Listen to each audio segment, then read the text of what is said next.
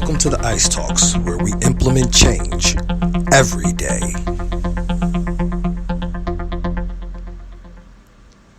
Hey everybody, how you doing? This is your boy and your coach, hrjr. If you don't know what motivation means, motive plus action equals results, and results equals success. I'm kind of hurried and I'm kind of rushed right now because I'm doing something that I've never done before, and the idea just popped into my head. I'm doing a joint podcast. Right? So I'm kind of getting a head start because I got, getting this going. So I'm going to be a guest on my master instructor's podcast, and he is going to be a guest on this podcast. So I'm introducing to you now my karate, because as a black man, I find it hard to say master. It's just a problem that I have. But this is my master instructor, my Shihan Jose DiCervo. I'm going to officially introduce him in a hot second. And then when he starts his podcast, you'll be hearing him introduce me. So you kind of get in the behind the scenes listening to this. But then we're going to have a Martial Arts Monday conversation. And I'm sure that you as my listeners and hopefully his listeners will get something out of it, mutually beneficial to everybody involved. So officially, I am introducing to this podcast my instructor, Jose DiCervo, 6th degree black belt, Shotokai karate.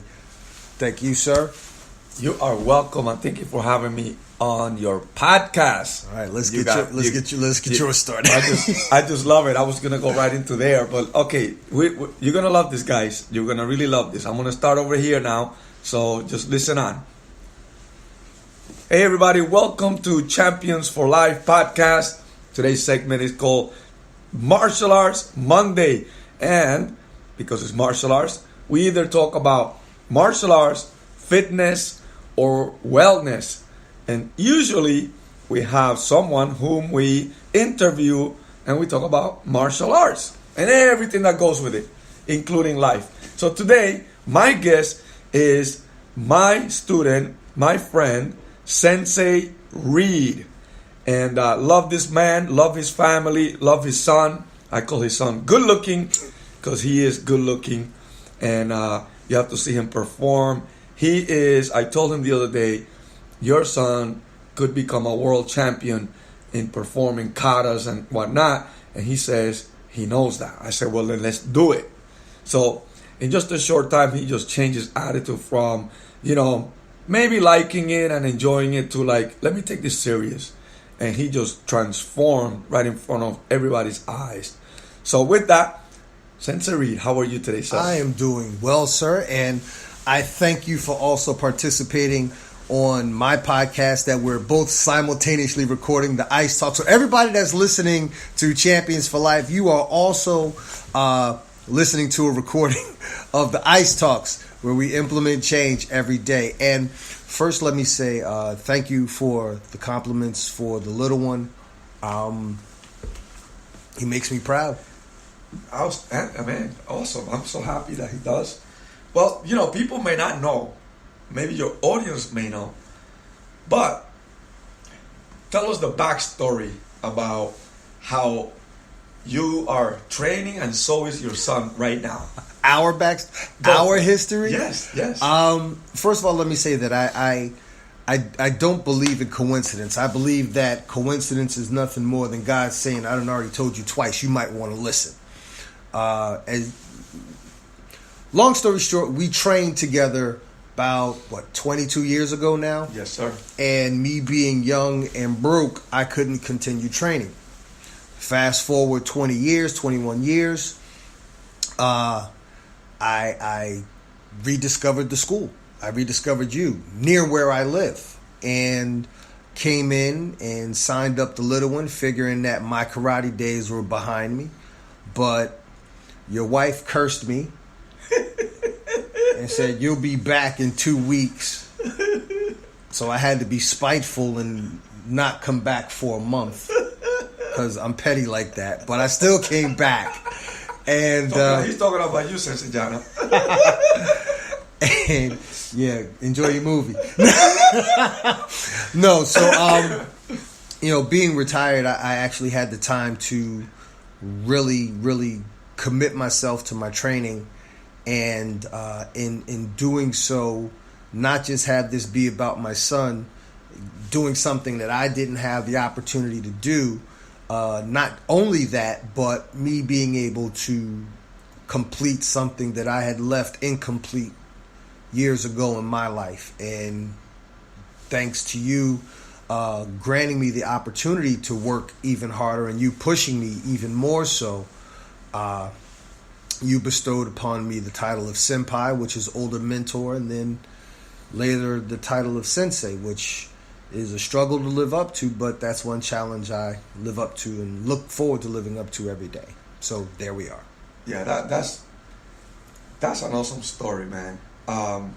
You can't make that up. You can't make that up. It's like you know, people coming together after like 20-something years, and the thing is, by chance. Yes. Another part of the story is, my wife had a business nearby, and I was just going to the corner to get something to eat, and looked across the street and saw the school. And the funny part of the story is, my wife always called me a karate snob because we have plenty of schools in our town. Yeah. Nearby. Yeah. And I just didn't like any of them because I believe I know what good training is, and I just didn't like what I saw. Not to say that those were bad schools. Right. I just didn't feel it. Right. Because I'm the type of person, I don't have to be sold. I know what I want. Mm-hmm. If I see what I want and I see the value in it, it's a done deal. Yeah. I just have to, it has to be a fit. Yeah. In order for me to commit. Yeah. Unlike how OJ got over. They say if the glove don't fit, you have to acquit, right? So for me, right. if the situation fits, I'm going to commit. Yeah. And so I happened to walk up and look at the school. Say, it's a karate school. Let me go take a look. And I'm looking in the window. I'm like, this place is huge because we didn't have the cage yet. I'm like, wow, this place is huge. I'm looking at the pictures on the window, and I see, like, oh, that's my guy from Belleville. Wow. And the school's closed, so I had to come back at a later date, and that's when I met Sensei Jana, whom you weren't married to back then.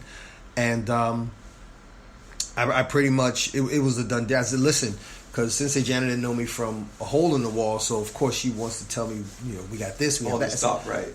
All I need to know is if you have a black belt training program. If you still have a black belt training program, listen, I pay you, he comes and trains, we don't have to have another conversation till he reaches his black belt.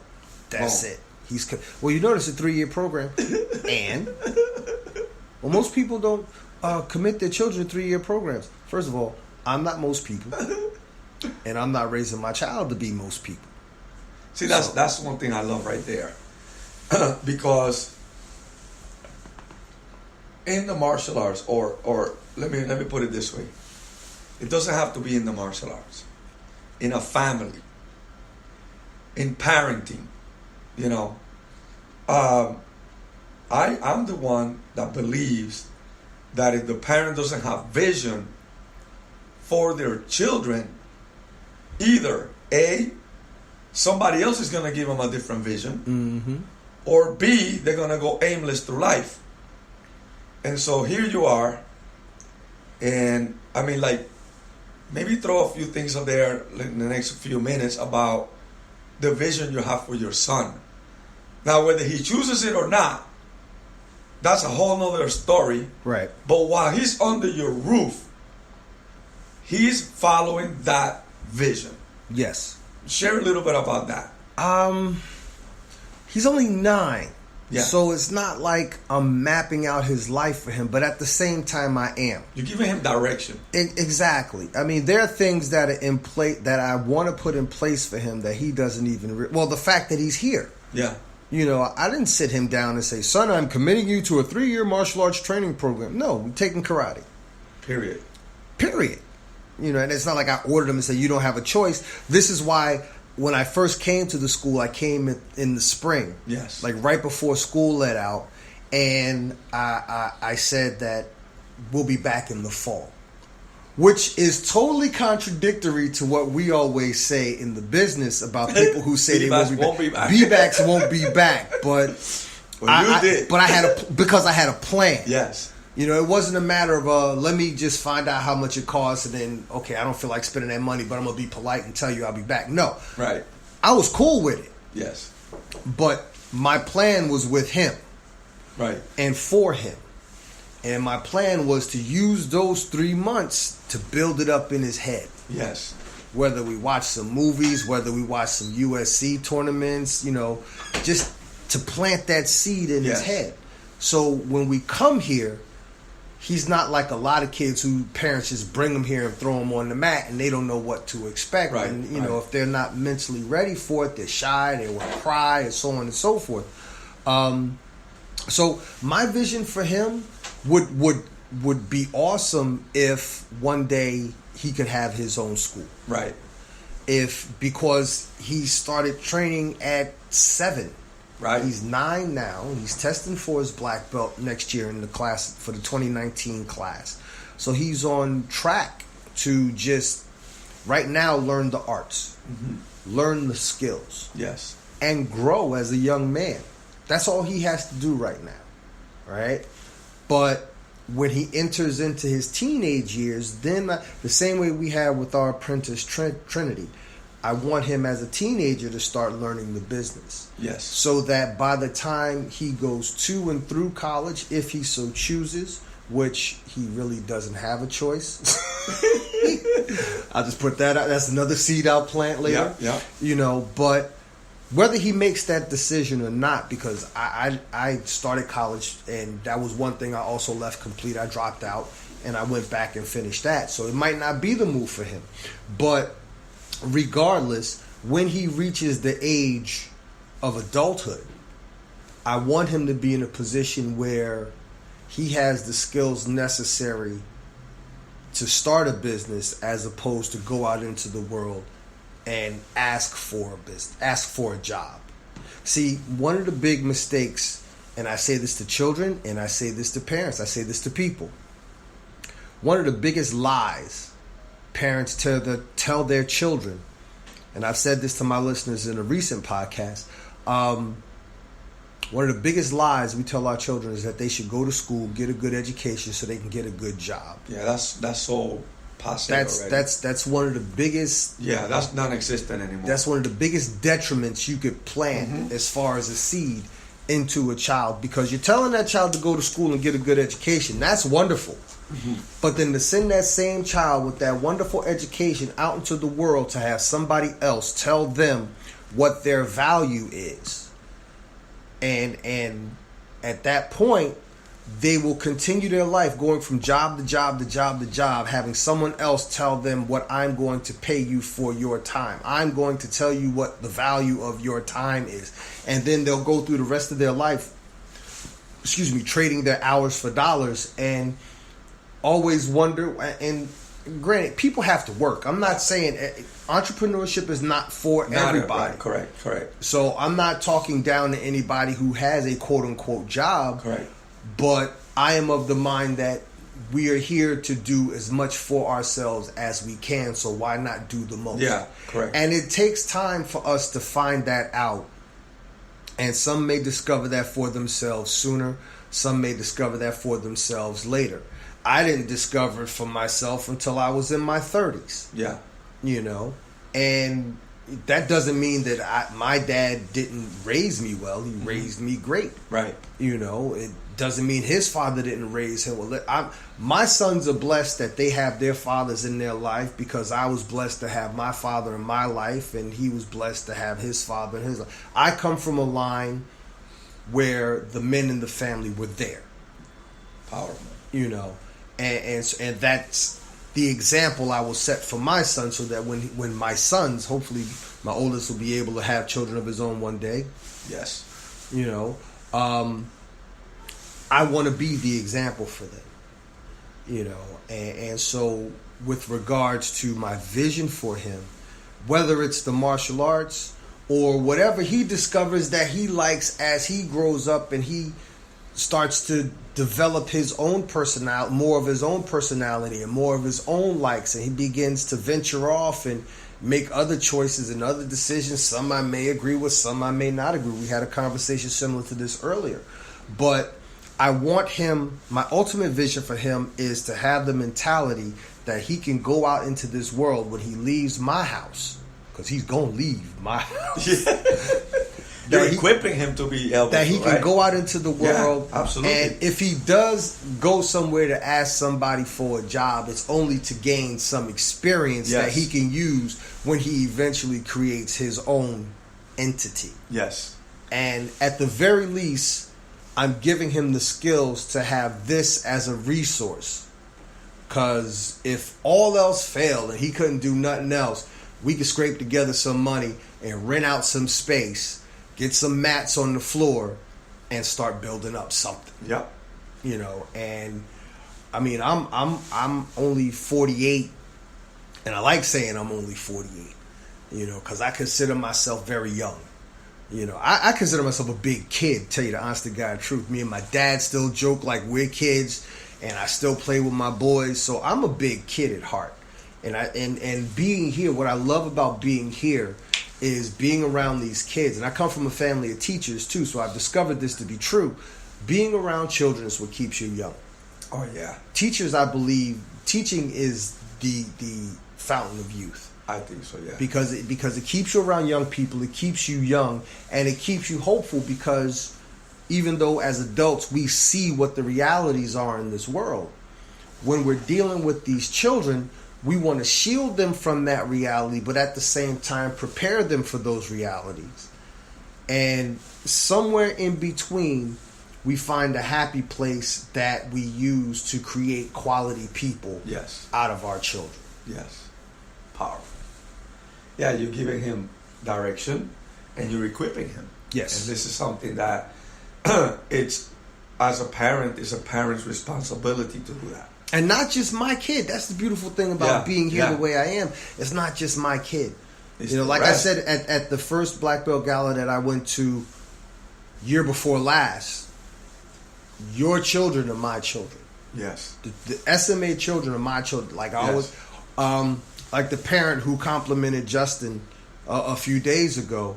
That was powerful too, by the way. Absolutely. I took a screenshot of that and shared that with the whole family. Powerful. You know, and like I told him, SMA is a village. Hashtag SMA is a village. Yes. You know, I had a conversation with one of our students in Howell that had absolutely nothing to do with the martial arts. She had a situation that she's going through where my former career as a police officer, she had some questions about a situation she's dealing with, and I was able to give her some insight on that. And, you know, I was able to help her with that. And her sharing that conversation that she and I had with her family impacted and helped her family. Bam. You know, so what we're doing here is more than just teaching punches and kicks. And that is what I love. Yes. That right there is what I love. You know? And, well, two things. Number one, I have been very glad you're back. And number two, that is not just you, it's also your son. Yes. So we can relate at those two levels as well. So talk to me now, to all of us here. You also became an author. Yes. So, first of all, how did you write your first book? How did that come about? Like, did it take you a long time to write it, or did you decide to write it and you knew it and boom, want to do it, and then you flipped the second one? I think you have 3 now, right? 3, yes. 3. The first one, it was a cumulative process in terms of gathering the material. I hadn't really sat down and said, okay, once upon a time, all the way up until They Live Happily Ever After. It wasn't like that. When I decided to begin my career as a speaker, my frame of mind was, I can talk good, but if I want to move people with a message, I have to learn how to speak well. And in doing my research and due diligence, I learned that one of my mentors, Les Brown, was a member of Toastmasters. So I said, and they named him one of the world's top 5 speakers. So I'm like, if it's good enough for Les, it's good enough for me. So I found a local club, joined that club, and all of my speeches in Toastmasters had like a motivational twist, because I even told them from day one, I said, my goal is to become a motivational speaker. And the members of my club, when they would give me my critiques and my advice and my training and coaching and whatnot, one gentleman by the name of Kevin Thompson, I always got to give him his props, very accomplished speaker, He said, you know, man, you should take this stuff and you should write a book. You've given like 5-6 quality speeches, and even though they're like 5 minutes long, there's quality material. You should you should take this and you should write a book. And I'm like, I don't think. The usual, right? The usual. Because here's the thing: sometimes people see something in you that you don't see. Yeah. You've yet to see and find within yourself. But then also, I was a police officer at that time for about 5 years, and I had always known that at some point in time it was possible that any given day I kiss my wife and kids goodbye could be a day that I'm kissing them goodbye. Wow. And the one thing I would never want to happen would be for me not to be here and people will come into my family or come to my family and tell my boys, this is what your father would want. Your father would want. Your father would have said. Your father would. No. So my first book, Find a Way to Make a Way, you're either part of the problem or you're part of the solution, actually started out as a letter to my first son. At the time I only had just the one. And it started out as a letter to him.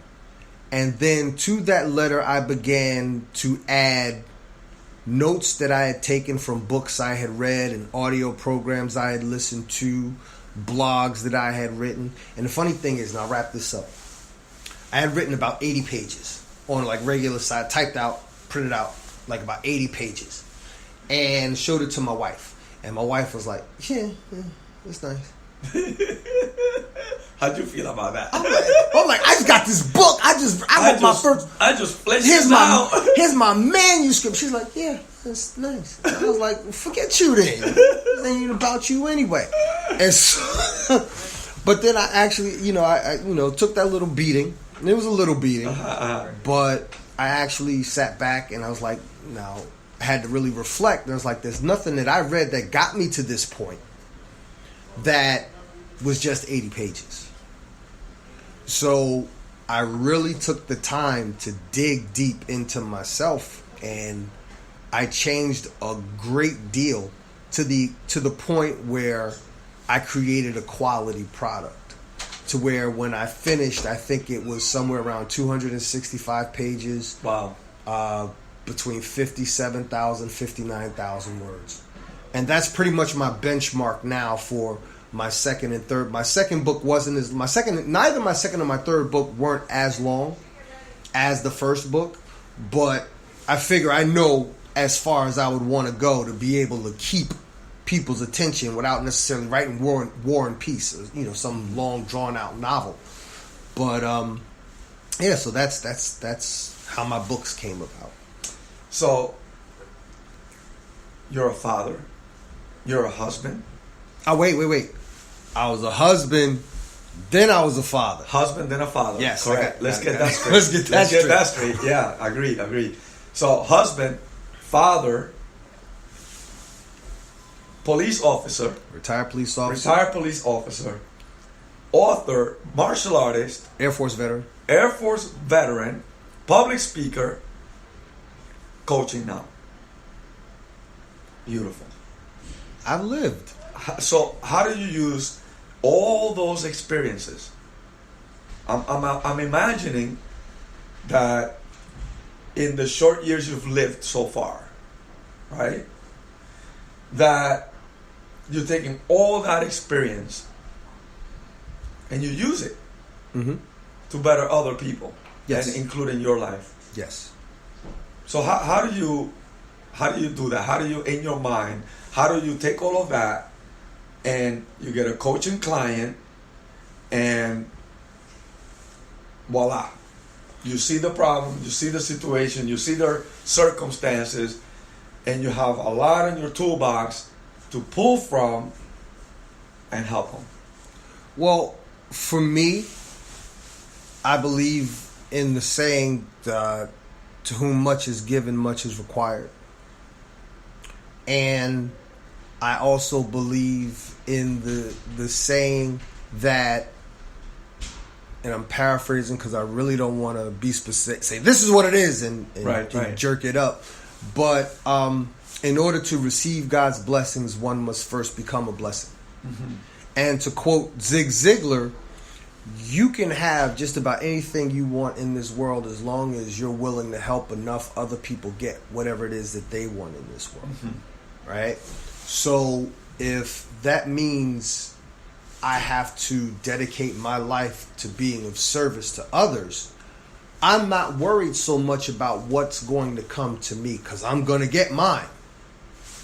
That's just how the game works. I'm going to get mine. I'm not concerned about what I am going to get because if I pour it out, I know it's going to come back. I'm a firm believer in karma. So I'm more concerned about what I pour out than I am about what I get back. Because what I get back is going to come. It's a given. Yeah. It's already mine. Hence the words, better to give than to receive. Yes. Yeah. Agreed. So now you're training, you've achieved your black belt. Yes, sir. And now tell us, what's next in your martial arts?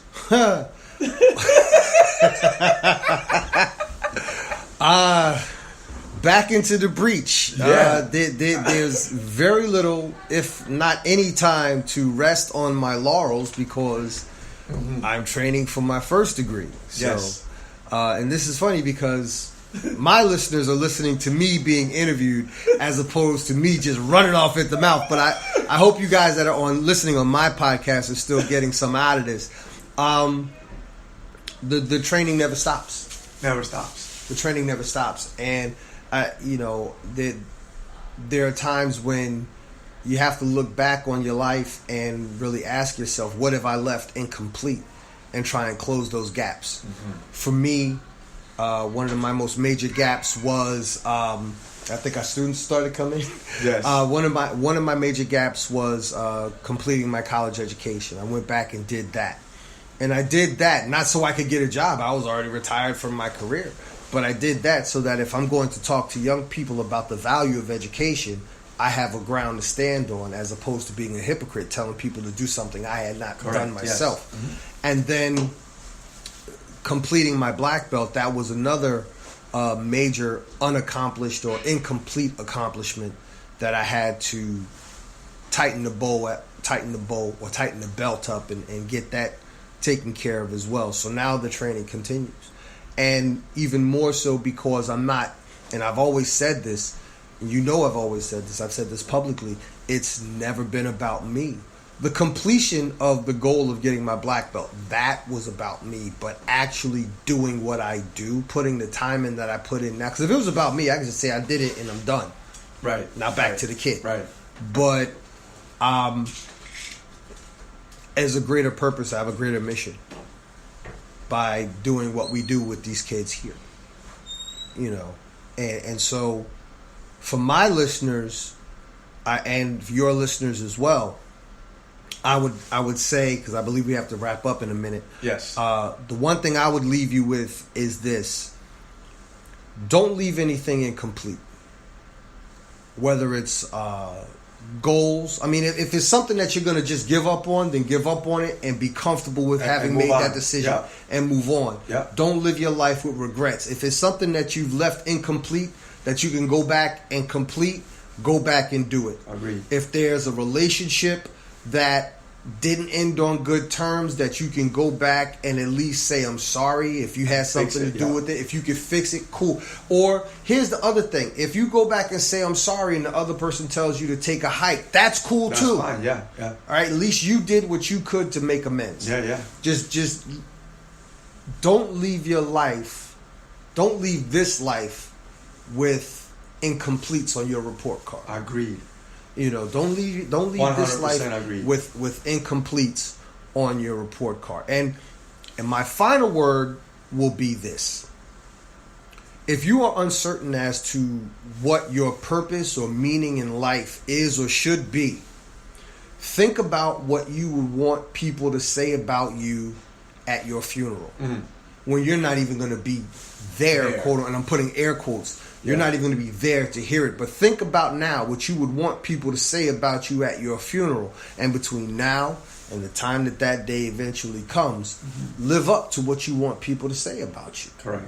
Because they're going to talk about you. Either whatever you've done, they're going to talk about you.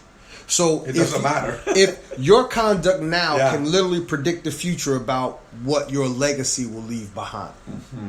And I was just telling this to one of my coaching clients. Your legacy is not so much what you leave behind to your children materialistically. Your legacy will be the impact you've made in the lives of everyone you've been in contact with. Because if you are a piece of crap person, guess what? People are going to only think about you forever. You will live forever as a piece of crap person.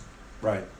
But if you've actually impacted people's lives and moved them in a positive direction, that is how you will live forever as well. In a good way too. In a good way. Right. So that man, that has been an awesome interview. And you know, for those of you that may not know, that's what martial arts is. You know, martial arts is everything in life. It's not just a practice. We didn't talk about a kick. We didn't talk about a punch. We didn't talk about a kata. We didn't talk about any of that, although we could, because that's one aspect. But we talked about life. And in this case, Sensei Reed shared about his life, the unfinished things that he had, that he created closure on, the lessons he's learned, how now he serves through his coaching other people in how they can have a better life, whether it's in a career, choices, decisions that they make, lifestyle, all of that. What an amazing experience from being a young kid whom I remember 20 somewhat years ago.